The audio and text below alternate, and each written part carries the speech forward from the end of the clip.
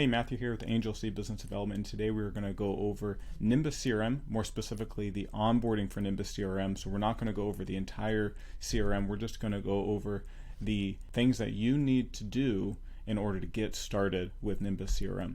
So you'll notice that once you start poking around Nimbus, that a lot of the things are already input for you. So for example, if we go to the settings and you go to your business profile, then you'll see your street address and your name and your business name and things like that already input in there. Plus, we've already made a number of automations for you to take advantage of if you would like to do that. Now, we may go in and add more automations depending on what plan you selected or depending on your custom proposal that we built for you. Now, let's walk through each of these items on the left-hand menu column one by one, just so that you can familiarize yourself with the platform. Now, the first is the Launchpad. That's going to be the first thing that you see in Nimbus CRM. And there's just a number of tasks here that you can choose to complete or not. It doesn't matter too much, but I'll just run through a couple of them so that you can understand what they are. Now, the first is your Google My Business profile, and we can do that for you, but you can connect your Google My Business profile here. If you don't know what that is, don't worry about it. You might have bought it if we offered that as a service, but if we did include that in your proposal, then we will integrate that with your Nimbus CRM. Next is your Facebook. If you have Facebook ads, then we will also do that for you. And then you can, we'll skip this, we'll skip WhatsApp. This is for a lot of international companies use WhatsApp. If you want to collect payments using Nimbus CRM, then you can connect a Stripe account, which is then hooked up to your bank account. But if not, then you don't need to worry about this. If you want to enhance your SEO, then you can sign up for Yext, and we have a partnership with Yext, so you can get that at a slightly discounted rate if you want to utilize that. It improves the accuracy of your listings, which will help improve your search engine rankings. Next, if you want to move your WordPress site here, you can do that. And then the last thing, this is probably the most important thing, is if you want to add team members, this is just a very quick way to do that. You just click add, you put in all of their email addresses, and it will send invites to all of them, and then they can put in all of their contact details and information and set up logins for your Nimbus CRM. So maybe other marketing team members, sales staff, or IT personnel. Okay, so that is the Launchpad. Let's go over to the dashboard really quick, and this is where you're going to find all the information that you need about Nimbus CRM, all your leads, where they're coming from, who's filling out what forms, what part of the funnel that they might be in, as well as some Google Analytics if you want to hook up the Google Analytics here. Again, we can do this for you, and depending on your proposal, we may end up doing that for you because it's going to be part of your reporting. Next is the Conversations tab, and this is where you're going to have all of your conversations with your leads and with your clients or customers. And this can be SMS text messages, email, Facebook messages, Instagram messages. You can integrate all that here so that you can pick up all those conversations all in one place.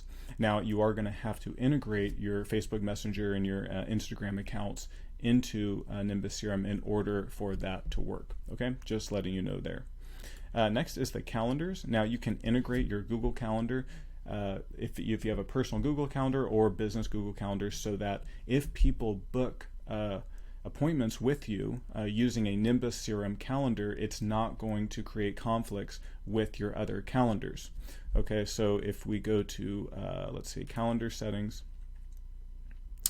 you'll see that we already have a couple calendars in here for you, but you can always add another calendar here, or you can add a new group. So if you look at groups, we have default calendars, and within the default calendars, we have these.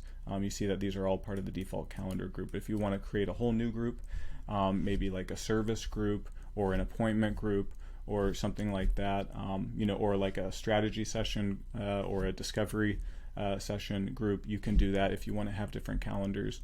If you want to have a group per sales staff, per salesperson that you have on staff, then you can create a group for that if they have different types of calendars. Or you can just have, you can also set up the calendars so that the sales staff get chosen in a round robin fashion, and it automatically will choose the staff member, depending on whose turn it is, to go on that particular call that just got booked. Okay, so, and you can go into any of these. If you want a 30-minute session, you can go in here and you can edit it, and you can change the name here.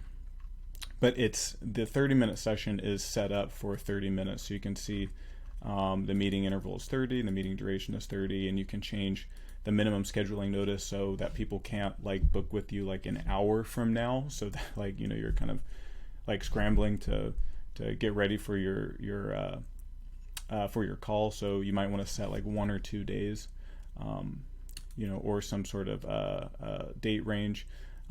You can set up maximum bookings per day, pre-buffer time, a post-buffer time, so that if someone scheduled an appointment between 5 and 5:30, and you want like a 30-minute buffer time, that means that nobody's going to be able to book until 6. If you have a post buffer time, then, or I'm sorry, I guess the pre-buffer time would be if someone sets an appointment at 5, then they're not going to be able to schedule an appointment for 30 minutes before that. So before 4:30 they could, but then not after 4:30. And that's if you put a 30-minute buffer time. If you only put 15-minute pre-buffer time, then they can book a call all the way up until 4:45.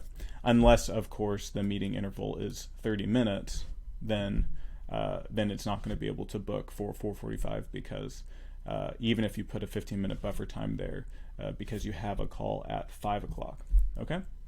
And then you can change, if you want a payment form in here, you can do that. Different ways to notify your staff members, and then connections. You can link to a calendar. If you, like I said, you can integrate your Google Calendar into this, and I'll show you how to do that in a second. And then there are different customizations as well for your calendar. So you're going to want to set up your calendar for sure if you want to use Nimbus CRM as a booking CRM. If we go down to integrations here, you can set up your Google, your Gmail, and your Google Calendar here, and then that will integrate your Google Calendar here, and then you can go back to your calendar settings if you want. There's a couple different ways to get to calendar settings, but if you go to the main page here, there's the settings page. There's only 2 of these menus here. There's the settings, which is all these, and you can go back, and this is the main menu here. But if you go to calendars and then calendar settings, then you'll go to this calendar page, and you see also within the settings, it's where we've selected the calendar setting on the left side as well. Okay, but if we go to edit, then we can then link your calendar after you've integrated it in the integrations tab down here. Okay, but we'll go back. That's calendars, and that's everything in calendars. Contacts is where you're going to find all of your contacts that have filled out forms or that you've manually put in here from your other CRM. Opportunities is where you can find where people are in different pipelines. So we have a couple different pipelines that we built for you already. We have the customer journey pipeline and the support ticket pipeline. Okay, and the customer journey one is just a very basic one where they opt in by filling out a contact form, and then if they reply to a particular workflow, then they're going to be automatically moved here. If they book a call, they'll be booked here. If they miss a call, they'll move here. And if they miss that call, then they'll be moved here. And so your sales staff, your marketing staff can kind of track the customer journey in kind of a fundamental way. Now you can always add pipelines as well. So you see we have a customer journey pipeline and a support ticket pipeline. You can create a new pipeline, and you can see that these are all the steps of the pipeline that we had before. Well, you just create a new pipeline. You can create whatever stages you want in there as well. If you want like a follow-up pipeline that tells your team to follow up with them or something like that. And then you can also, if there were people in here, you can move them around just by dragging them around here. Okay, payments. This is where you'll be able to input different products. You can see the transactions if anybody has subscribed to your to any subscription model products. You'll see those here. If you want payment links, this is all if you've integrated a Stripe account, so you don't have to go to Stripe to get your payment links and things like that. Everything's going to be integrated in here. If you want to create a coupon, again, it's going to be integrated in with Stripe automatically, so it's very convenient for you. You can change different settings here as well. You can add products here, and you can also create different documents and contracts, templates, and things like that as well as invoices. Okay. Let's keep moving. So the next thing that you'll want to look at is this automations. Okay, and the automations, if you want to take advantage of different automations that we have, you can go in here and look at these folders here. And so we have an appointments folder, and so this will these different automations have to do with when someone books an appointment with you.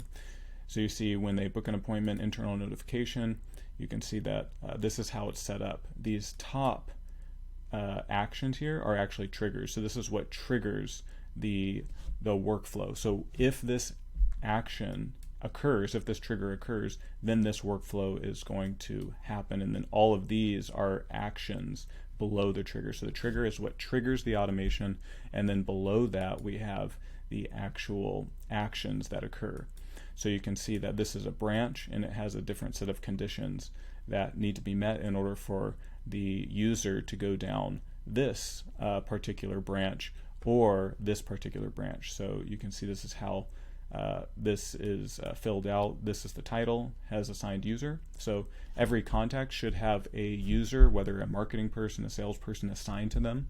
And so we built this little automation for you to assign a user to every contact that gets created in your account or in your Nimbus CRM. So if it already has someone assigned, meaning that, look, we've chosen assigned user is not empty, that means that they have an assigned user, then we're just going to notify that user that someone has booked an appointment. Okay, and so the trigger is customer booked an appointment. But if they don't have, if they have not assigned yet, then that means the assigned user field is empty. That means that they don't have an assigned user yet, so we're going to assign a user to them. Okay. Now you're going to have to come in here and choose how you want to assign the users. If you have multiple users in here, you'll be able to choose round robin here if you want to assign them in a round robin fashion. Those options will be available if you have multiple users here, but we only have one user here, so we can only choose one. Okay, and then the internal notification again is the same as this one, but this branch just assigns the user. Okay, and then you can read through these to see what these ones do also, but this is like a reminder sequence. So once they book an appointment, this is very, very important because this reminds them of the appointment that they just booked, and people will of course forget. And so we have a confirmation email that gets sent out 12 seconds after they book an appointment, and then we wait till 1 day before the appointment, and then we send them an email, and then we wait till 2 hours before the appointment, and we send them another email plus a text message, and then we wait 12 minutes before the appointment. We send them another email, another text message, just to keep reminding them of the appointment. Okay, and then if you like all of these automations, and you can change these however you want, you can add a task here, and you can go down here. The top tasks have to do with the contact. The next tasks have to do with communication, either with the contact or within your own team, like send an internal notification. You can send data through a webhook, which is kind of like an API. It sends a JSON file. You can use internal tools like a branch, like I said before. You can have a wait step. Okay, you can change the format of numbers. You can have a math operation if you want to add something to a particular field. You can add to a different workflow. So this is the reminders workflow, but then you can also add to a separate workflow. And then we have other actions down here, so you can read through those as well. I know we're kind of just going through light speed right here, but We tried to make this easy so that you wouldn't have to build these yourself. These work really well for most businesses, and you don't really have to change them. All you have to do is just go up here and click publish and then save, and then go back, and then you'll see that it's published here, okay? Or you can, from here, you can go to draft workflow, and that will draft it, you see, and you can also toggle this on and off, publish. So it goes publish to draft, so you can just do that right here. Okay, and you can look through these as well as different other automations we have that trigger off different sets of actions, and you can go through them to make sure that those are actions that you want, or you can modify them as well. Compliance, so if somebody doesn't want to be contacted by you and they get labeled as a do not disturb contact, then you want to abandon them. You don't want to contact them anymore. If they have a phone, if they give you a phone number in the contact form, then this message will be sent to them telling them, hey, thank you for opting in to receive text messages from us. And so if you're in the United States, you need to send that compliance text message to them so that they acknowledge that they're going to receive text message from you, and they might be marketing text messages. Okay, so those are automations. And then sites is where you can build websites and funnels as well as forms. So if you want to have forms, we already have a contact form for you here, and it's just first name, last name, email, phone, additional details. You see that all of these, the first name is required, so you can uncheck and check these to require or unrequire them. You can hide different fields here, but if you don't want the phone number to be required, then you can do that. If you want to enable country picker, you can do that if you're international. If not, you can just leave that blank. Okay. So those are forms, and then surveys are kind of like forms, but they have a couple more formatting options that are a little bit more appealing, because surveys tend to be longer than forms. And let's go down to, reporting. So the self-assist help desk is if you have any questions. We have a bot that is completely trained on our Nimbus CRM here, so you can ask this bot any question that you want, like how do I integrate my calendar into Nimbus, and then it will provide an answer for you. And then also down here we have we kind of have a little widget over here that actually appears on every single page. So if we go to automation, you can see it also appears here. So this will stay open wherever you go. And if you want to search for help, these are all of our articles and videos and how-to videos. So anything that you need, you'll find right here. If you want to learn how to do something, it'll be in this little widget on the right-hand side. Otherwise, if you want to ask how to do something specifically, you can always ask our friendly Angelo, and he will help you to do whatever you need. Okay, like how do I build an automation? And that's what we were looking at over here. Okay, these are automations. So he'll help you to build an automation. Okay, let's see. So we'll just click this again because he kind of got stuck when I got away from him. So here he gives you a breakdown of the steps to build an automation. And if you need to create a support ticket, if you really are having trouble or something's not working, if you found a bug, then you can create a support ticket here, and this will send an email to us, and then we'll follow up in a few business days. And then lastly is Angel Pro AI. So if you ordered a chatbot, an AI-powered chatbot, then this is where you are going to configure that chatbot. So you're going to click there, and it's going to take you to your Angel Pro AI configuration profile account. And here's where you're going to have all of your bots. If you have multiple bots, they'll all be here. If you only have one bot, you'll see it here. So we have a test bot here, and you just click into it, and you can configure your AI chatbot right here. Now, again, we can do all of this for you, and chances are we are doing it for you because most of our customers want us to do this for them. They don't have to build it out themselves, but just know that if you are on one of the higher tiered plans, then you will be able to come in here and you'll be able to modify your flow, your conversation flow. You'll be able to modify the business context that the chatbot is trained off of to be able to answer questions, different settings, and things like that. Okay, so that's Angel Pro AI. So that's it for all of these menu items on the left-hand side, but let's just look at settings really quick. Settings is where you're going to be able to modify things about your business, about your staff, as well as some of the other services that Nimbus CRM can fulfill for you. So your business profile, you're going to want to come in here and make sure that all of this is correct.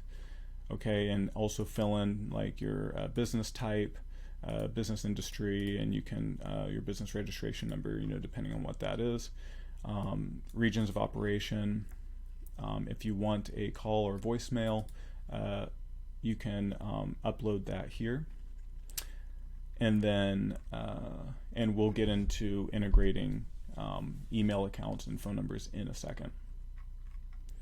But the make sure the physical address is correct, as well as if you want to authorize a representative to be able to use Nimbus CRM, you can do that here. And then just go through these general settings. We recommend that mark emails as invalid due to hard bounce. So if you send an email to someone and you get a hard bounce, then mark that as invalid, but we don't keep that checked for you, so you're going to have to do that yourself. And we recommend that you keep all of these checked because these just allow you to remain compliant in the United States, since the government has really cracked down on spamming people. So you want to make sure that you're compliant, and so that you don't get fined or anything like that for spamming people. Okay, and then other settings down here. Missed call text back is a powerful feature, so you can enable that or disable that. If someone calls your business number that you have tied to Nimbus CRM, and you miss that call, then it will send them a text message saying, hey, sorry we missed your call, but we'll call you back in a little bit, something like that. Okay, and you can change the message here. Company billing, very important. A lot of features here won't work if you don't have a credit card on file. So go to company billing and upload a credit card. The main things that you're going to be charged for are automatic emails. So if you want to send reminders to people in your workflow, so someone books an appointment and you want to send them reminder emails like I showed you in the automations, where you're going to get charged like a cent or something per email, or less than a cent per email. And if you don't have a credit card on file, then those automations aren't going to work. And if you want to send like a text message, then you have to buy a phone number, and that costs like $2 per month. So you have to make sure that if you want to send SMS text message reminders or email reminders, then you have to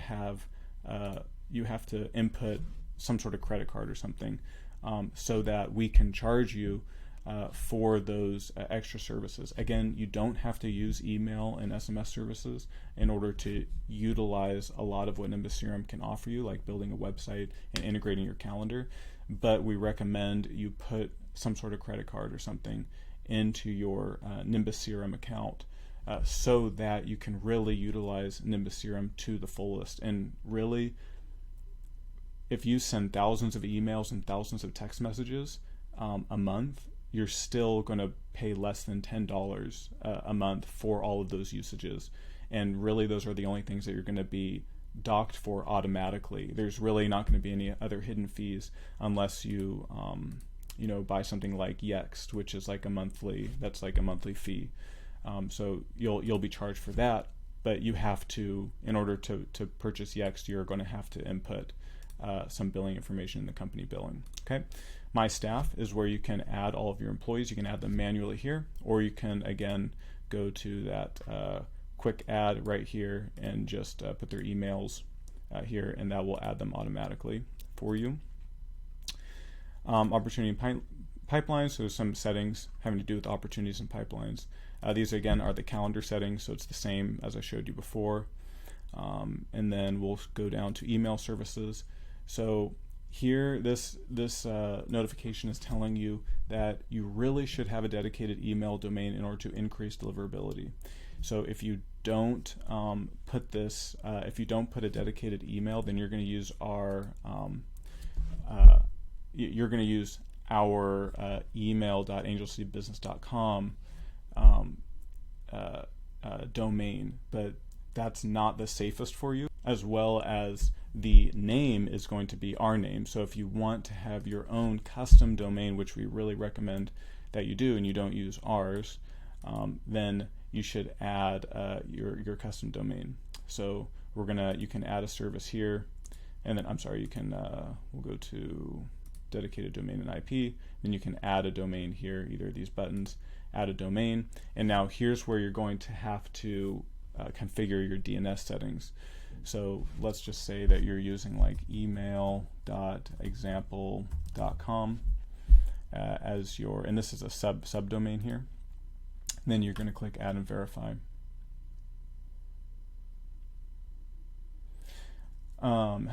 Okay, so let's actually do example 1, 2, 3. 1, 2, 3. Add and verify.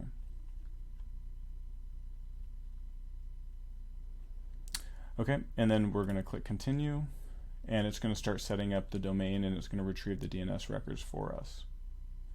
Okay, so now these are all the DNS records that you're going to have to input into your domain, okay, into your domain registrar. So I use domain.com. You might use GoDaddy.com or something, but when you log in to your DNS registrar where you bought your domain, then you're going to have to go into the DNS settings for that, and I'll show you what it looks like in domain.com, but you're going to have to look for these on your particular domain registrar, DNS registrar. So you want to go to domains, and we'll go to angelcityadvising.com, except I input example 123.123.com, but I don't actually have that domain, so it's not going to work. I'm not going to be able to input anything for that particular domain, but I'm just showing you as an example my angelcityadvising.com. So here's advanced DNS records. I'm going to click manage and continue. Again, yours might not be domain.com, it could be GoDaddy, but whoever hosts your website will know how to do this, and you can grant them access to Nimbus CRM in order to do this for you, and they can watch this video. Okay, and then we're going to add a record here, and then it's going to say what type. Well, we can go here, and it looks like this first one's a TXT file. So we're going to select TXT, refers to, this is the host right here, so we're going to copy that. And then we're going to do other hosts, and we're going to paste that right here. And then what's the TXT value going to be? Well, it's going to be right here. We're going to copy that and then paste it here. And then the TTL, you can just set it to half an hour, 1 hour. It doesn't really matter. I usually set it to 1 hour, and then just click add. Okay, but I'm not going to add this one because I don't need to. And you're going to go through that for all of these, and that's how you add your domain. It's pretty simple actually. And I recommend you use what's called a subdomain, like email.example.com. So if your business is, like larealestate.com, then I wouldn't do it without a subdomain. So you might want to do like email.larealestate.com, and that way, once you got that all set up. And it could take a whole day or two for the changes to be shown in your Nimbus CRM account. Just know that it takes a little bit of time sometimes. But it will tell you when it's verified. But once it's all verified and everything's good, then whenever you send an email from your Nimbus CRM or from a workflow, an automated email, it's going to send from that domain. Okay? And the next is phone numbers. So if you want to be able to send text messages to clients and customers, then you're going to have to add a phone number, and it's very easy. You just go to phone number, and you can search like for LA, I might want to do 818.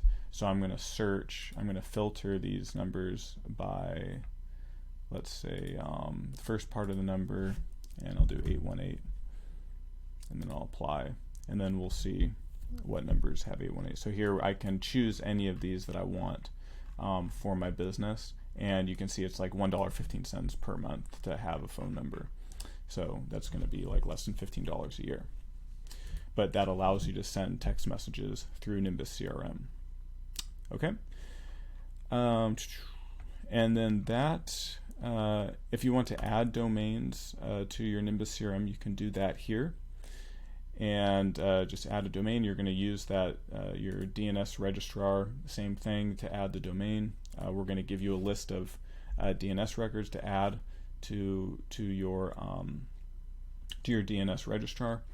Now, you really only have to do this if you're going to host a website on Nimbus Suite, okay, Nimbus CRM. If you're not going to host a website, then you're probably not going to need to add domains here. Media is just if you want to upload any files like photos or anything like that, you can do that here. And then URL redirects. If you have a website on Nimbus Suite, then you can redirect traffic to different parts of the website. If they do www.angelseedbusiness.com, it will redirect them to angelseedbusiness.com and things like that. Different integrations, so you can look and you can integrate like your Facebook and Instagram, your Google account, if you have a Clio account, your QuickBooks if you like, your Stripe account, Shopify, TikTok account, LinkedIn, Slack, Printful. You can integrate all of these things into Nimbus CRM just to make things really facilitated for you and your team. And that's really it. There's not much. This video went a little bit longer than I wanted to, a little bit more than 30 minutes, but this is everything that you need to do before you can really start utilizing Nimbus CRM. Now, again, depending on what your proposal is, we will most likely run all of this for you. Okay, so once you set this up, it will be pretty easy. Of course, we can hop on the phone with you and help set this up with you.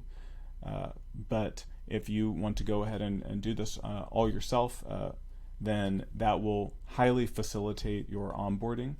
But we want to make things as easy as possible for you. And if you want a more hands-on approach to your marketing, you can surely use your Nimbus CRM however you want. You can build your own automations. You can communicate with your clients and your customers through Nimbus CRM, but it's not necessary. This Nimbus CRM we will manage for you.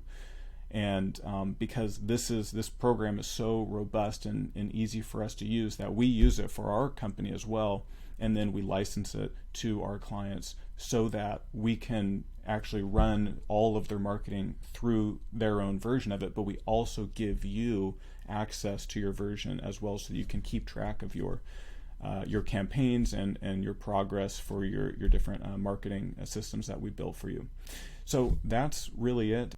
And we wanted to show you how to properly get this set up, as well as how much value it can provide for you and your company.